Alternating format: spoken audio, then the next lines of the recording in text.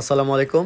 এই ফোনটা আমার কাছে অনেক দিন হলো পড়েছিল। আমি ভাবলাম আজকে আপনাদেরকে কাজটাও দেখায় আর যার ফোন তাকেও আমি দিয়ে দেবো ইনশাল্লাহ।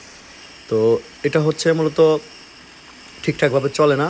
আর যে সমস্ত ফোনগুলো সিপিইউ রিবলিং করার পরেও ঠিকঠাক চলে না, সেই টাইপের ফোনগুলোতে মূলত যে ডাবল পার্ট যদি হয়ে থাকে, তাহলে ডাবল পার্টের যে আপনার হচ্ছে বলগুলো আছে, এই বলগুলো অনেক সময় হচ্ছে ড্রাই হয়ে যায়।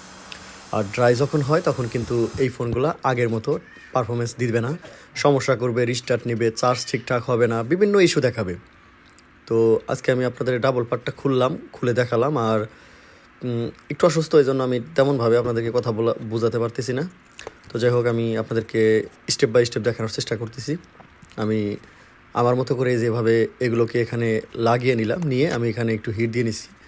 এরপরে আমি যেটা করবো সেটা হচ্ছে আয়রনের মাথা দিয়ে এই বলগুলোকে আরেকটু তাজা করে দিছি।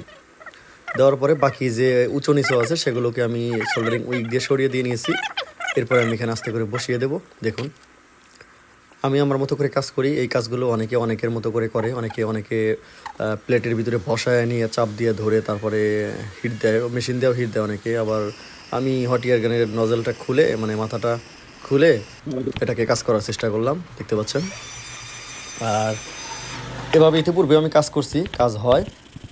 তো যারা টেকনিশিয়ান আছেন তারা তাদের মতো করে করতে পারেন, আর আমি আমার মতো করে করেছি, দেখতে পাচ্ছেন। এখন দেখা যায় যে ফোনটা ঠিকঠাক চলে কিনা সেটাই কথা, চার্জ হয় কিনা সে বিষয়টা দেখতে হবে আমাদেরকে। মূলত এই ফোনটাতে চার্জিং পাইতো, কিন্তু চার্জ উঠতো না। আমি নিস্কার সাবপিসিবি, তারপরে রেবন যেটা আছে, সাবপিসিবির সাথে যে রেবনটা থাকে, ফ্লাক্স কেবল, এগুলো চেঞ্জ করে দেখছি, হয় না। পরবর্তী সময় আজকে আমি আপনাদেরকে ডুয়েল পার্ট রিবলিং করে দেখালাম, এখন চার্জ হবে।